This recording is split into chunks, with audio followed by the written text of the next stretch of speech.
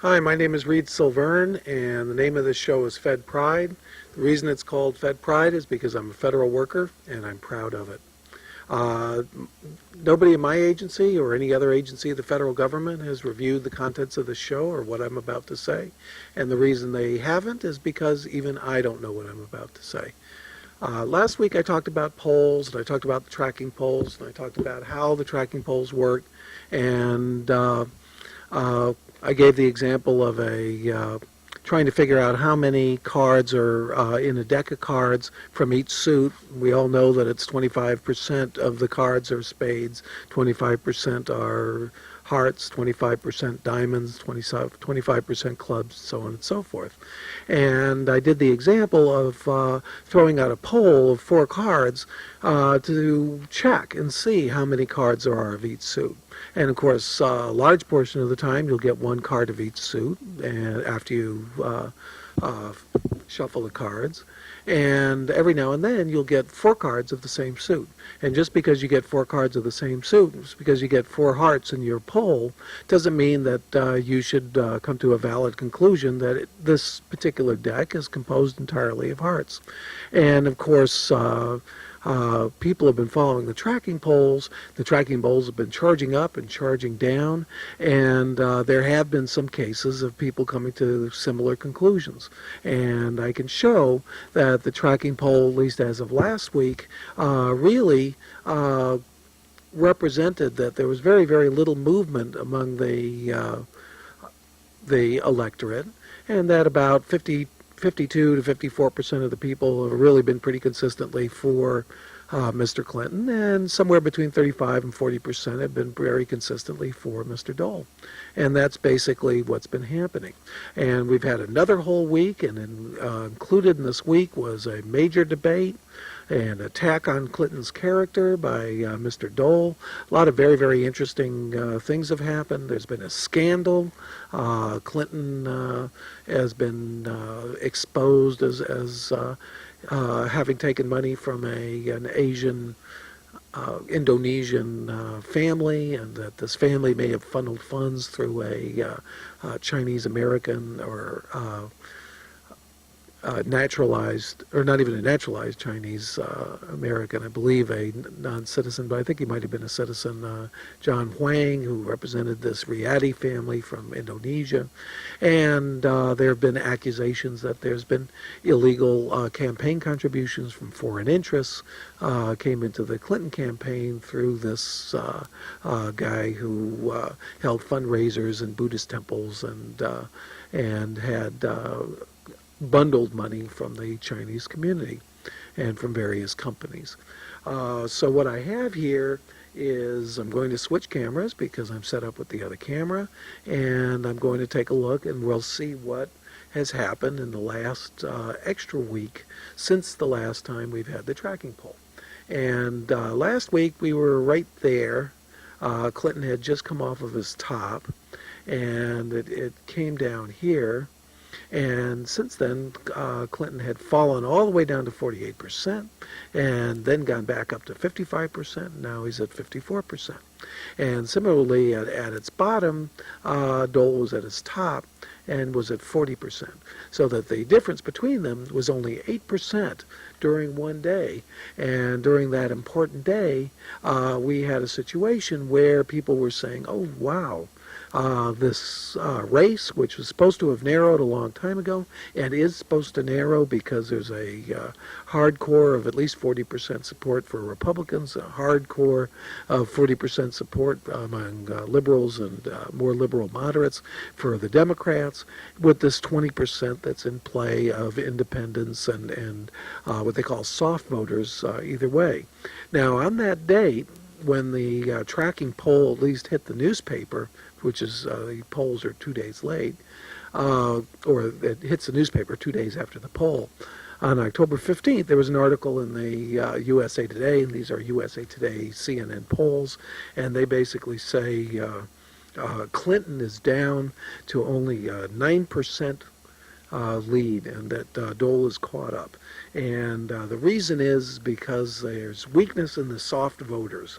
It says the bottom line is that this is more likely to be a 10-point race than an 18-point race, says Democratic pollster Mark Mellman. And since last weekend, Clinton has been on a downward trend. This was written on October 15th.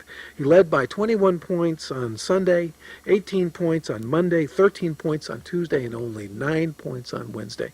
And as I said, he went down to a minimum of only an 8-point lead against Dole.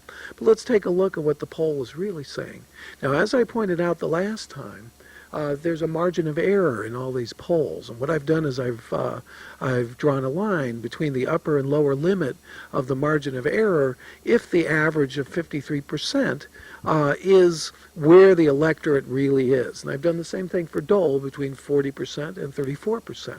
And you can see that although this was a very volatile week, and Clinton did jump out of the range one day when he had 57% and out of the range one day when he had 48%, that basically even this very, very volatile week has still stayed within that range. Similarly, Dole, who's gone all the way up to 40%, all the way down to 34%, and is now at 36%, he's stayed within that range. So really, there may not have been any movement at all. But just the appearance of this movement, that within this margin of error, gives the pollsters a chance to make statements. In fact, this pollster actually credits the reduction in the lead to certain things that Dole was doing, attacking the character and really getting out in front. Of course, this particular poll came out the day before the second debate, and it really looked like Dole had a real chance to catch up. And certain similar polls in California were showing Dole come up to within 10%, 8%. The Republicans even changed their entire strategy and started spending money in California due to these day-to-day tracking polls. And let me go one step further. And last time I talked about the moving average. And what is the moving average? The moving average is the average of the previous 7 days' polls come together.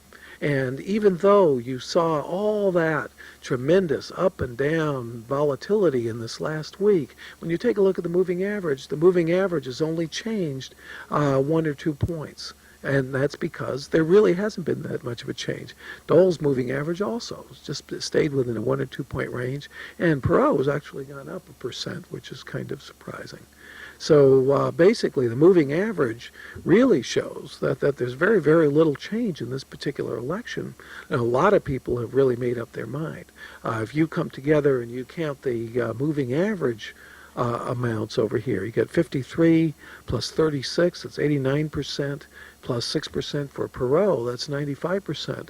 Really, there's only 5% undecided at play on any particular day and at any particular time going on in the election right now. And that is not a close race. I'm not even sure there's enough movement in there for Dole to really catch up. Now, how can Dole catch up? And that, I'm not saying that Dole cannot catch up and that Dole can't even win. And all of the pundits, and especially me, couldn't be as wrong as this guy was when he was pointing out that Dole was catching up on October 15th. And you're going to see more and more of these big swings up and down as they pick out these tiny little 1,000-person samples every single day. Because even if the total community has all made up their mind and there's a certain set percentages, when you pick a sample out of that community, that sample, even if it is a random sample and completely honestly and openly done without any bias or skews, can on one day or another day really hit a situation where it looks like Clinton has really gone down, or Dole has really gone up, or the opposite, where Clinton is 30 points ahead, or I think he's been up to 23, 24 points ahead, when he's really been averaging around 16 points ahead. And that's been pretty consistent with the moving average, day by day by day by day. And while this seems a little technical, maybe a little mathematical, still, every time people read the paper, especially as it gets closer and closer to the election, watch the way the media follow this horse race. And that's really what they've turned elections into. These tracking polls have turned the election into a horse race, and it's just like two horses, that are neck and neck, and one is a little bit ahead in 1 minute, and the other's a little bit ahead in the other minute. And I've seen election campaigns where they've been switching sides. One side's been ahead by 2 points, the other side's been ahead by 2 points, and it's really looked like just a neck and neck race when it actually was, when in fact, really nothing had been changing. It wasn't a horse race. The same thing was happening. It was being picked out of the same population. Now, that doesn't mean that there aren't shifts in attitudes and shifts in decisions and thoughts on the part of the electorate. And the easy way to see that that's true, and that does happen, was to look at the 1994 election. The 1994 election showed Republicans far ahead of Democrats. And of course the Republicans did win, and they won a tremendous number of House seats especially, which was a big surprise, and shifted the House over to the Republican side with a Republican Speaker of the House, and everything has happened that's happened since. And now, at that time, Clinton was running at 40%, 42% approval rating. Doesn't mean that only 42% would vote for him, but that only 42% thought he was doing a good job.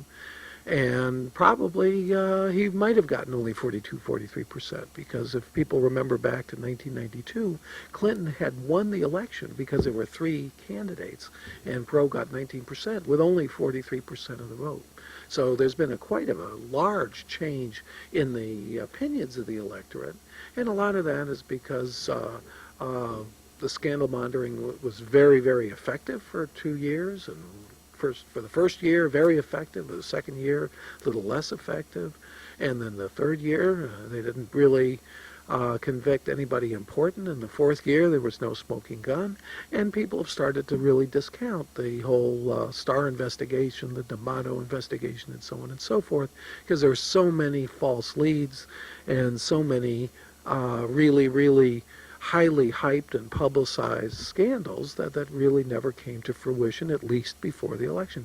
Now, that doesn't mean that we wouldn't have a Watergate and something might come out 2 weeks after Clinton gets reelected, and that might be a smoking gun and lead to impeachment and indictment, but nobody's seen that yet. And I think people have started to really discount that, especially since Clinton has so many enemies, and so many enemies have been publicizing, spending money, hyping, and so on and so forth, and even kind of making money, because there were a bunch of kind of really, really rough-edged videos and things like that off of Clinton's problems and these scandals. So I think people have started to discount the scandal. The economy's really pretty good.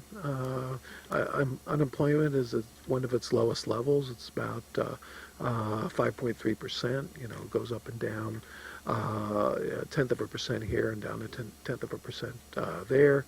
The deficit's gone down 4 years in a row, and a lot of people are crediting Clinton with the fact that there's a relatively good economy. What about foreign policy? A lot of people criticize Clinton as having an ad hoc foreign policy that really doesn't make much sense. But really, if you look at it in kind of the long view, Clinton's foreign policy really has followed Bush's foreign policy. He put together NAFTA, he got NAFTA passed, and NAFTA basically creates an American dominance over a trading sphere. Mexico and Canada, they're thinking about adding Chile to NAFTA, and maybe in the future if they stabilize some of the Caribbean countries. So basically this dominance over North America's trading sphere to counter the European Union, which really didn't make as much progress as everybody had expected at this point, is part of that. So is the GATT Treaty. The GATT Treaty set up a World Trade Organization, which a lot of people say is an attack on America's sovereignty, when in fact we had supported it, and of course Bush had supported the GATT and the World Trade Organization, because the World Trade Organization was going to give a little weight toward the unfair trade practices of some of our trading competitors, whereas we really didn't have any weight against them at all, and they had tremendous weight against us because we have basically open trade anyway. So he followed GATT, which was basically a Republican policy, followed NAFTA. The intervention on Haiti got a lot of criticism, but that's a very, very traditional thing in American politics. Basically, that we won't tolerate a government that we don't support in the Caribbean, which is our vital interest. And so it's not that unusual that we would throw out a dictator in a small Caribbean country, especially when a lot of immigrants are being forced out of that country into the United States, and put in a government for good or ill, whether it's honest or not, of our greater liking in the name of democracy. And that's basically what happened there. Stabilizing Europe, trying to get the Bosnia situation under control. Basically, even though there was tremendous chaos there for year after year, and Clinton really didn't do much about it. Of course, neither did Bush before that, when the Bosnia situation slipped into anarchy in the first place, and was allowed to slip into anarchy. Basically, the European Union was leading this situation, and was leading the peace plans and the diplomacy, and at the same time, the UN had a presence there. So we felt that we were being boxed out and that we really didn't have complete freedom of action. Well, there were certain horrible events. There was a massacre at Srebrenica. There were certain Muslim strongholds that were overrun, and the males were slaughtered by the Serbs in those strongholds.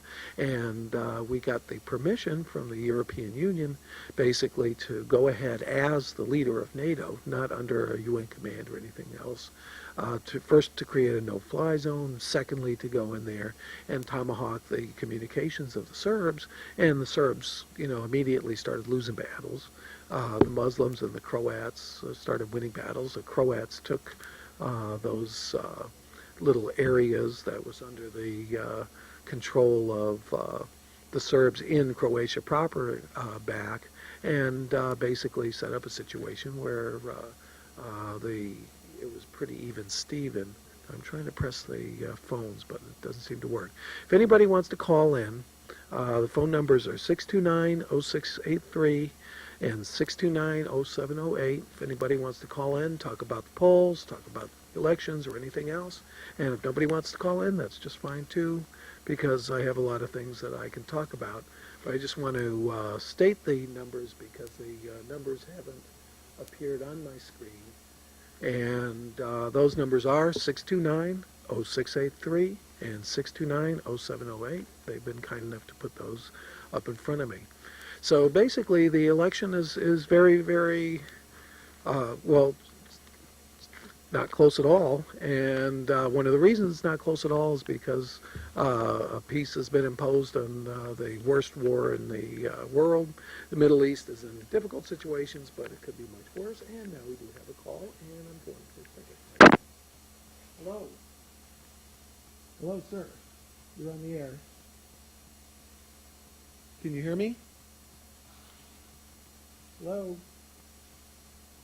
Okay, it seems I don't seem to be getting that call through, so I'm going to have to jump them off. But it was a good try, and we get very, very close to getting the call. The phone numbers are up on the screen now, which is very good, 629-0683 and 629-0708, and I have another call. I'd like to take it. Hello? Hello. Hello, what can I do for you? Well, I was just wondering if you could, through the polls, determine how many Republicans are going to win their race.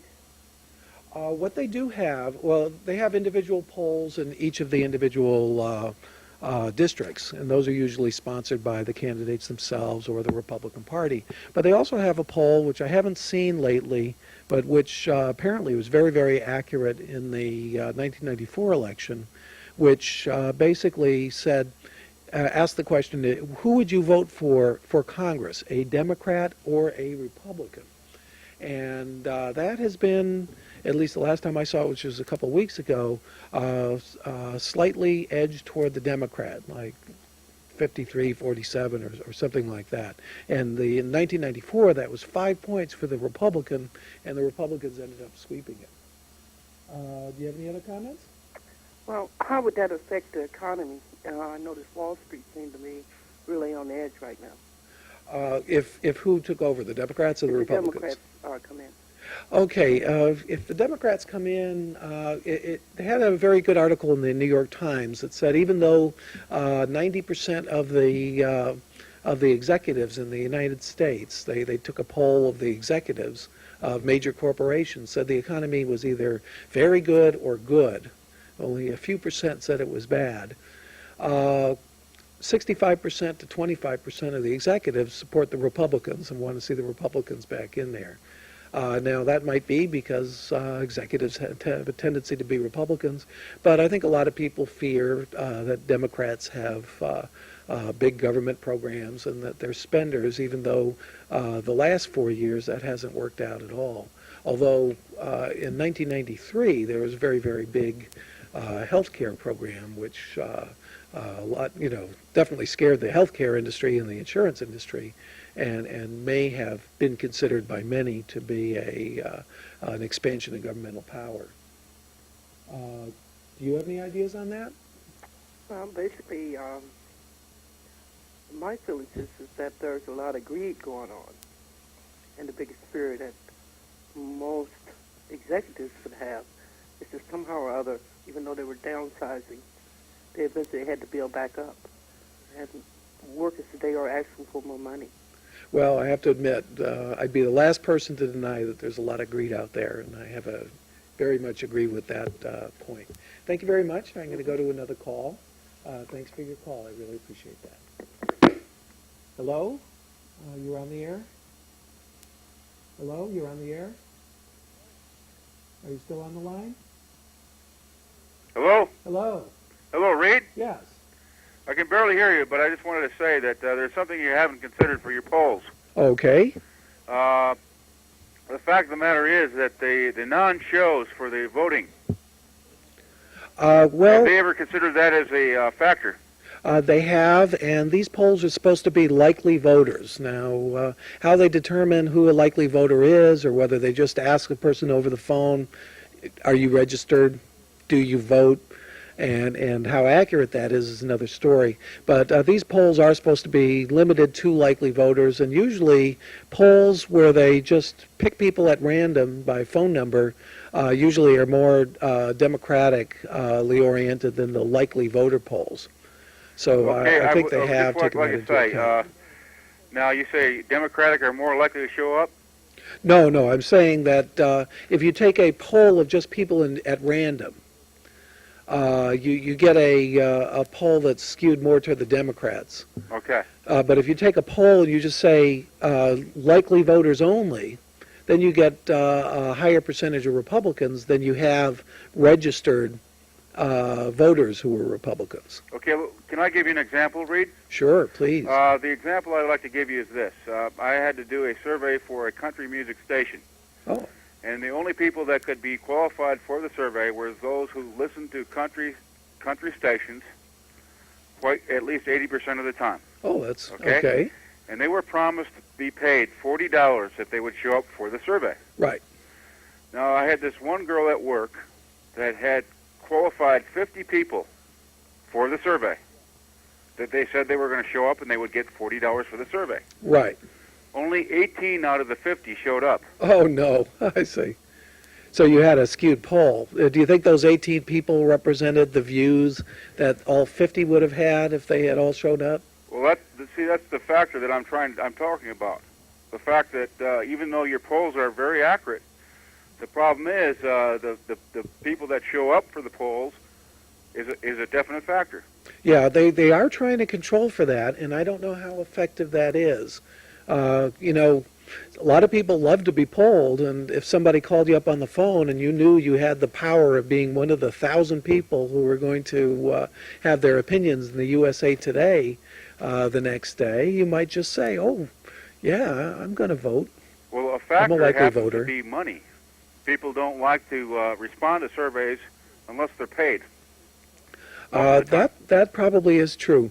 I really appreciate your call. Thank you very much for calling. I only got 20 seconds to go. And the name of this show is Fed Pride. The reason it's called Fed Pride is because my name is because I'm a federal worker, and I'm proud of it. My name is Reed Silverne. I really appreciate your tuning in, and I appreciate your tolerating the phone calls and everything else that I've been trying to do that's new. Thank you very much, and please tune in next time.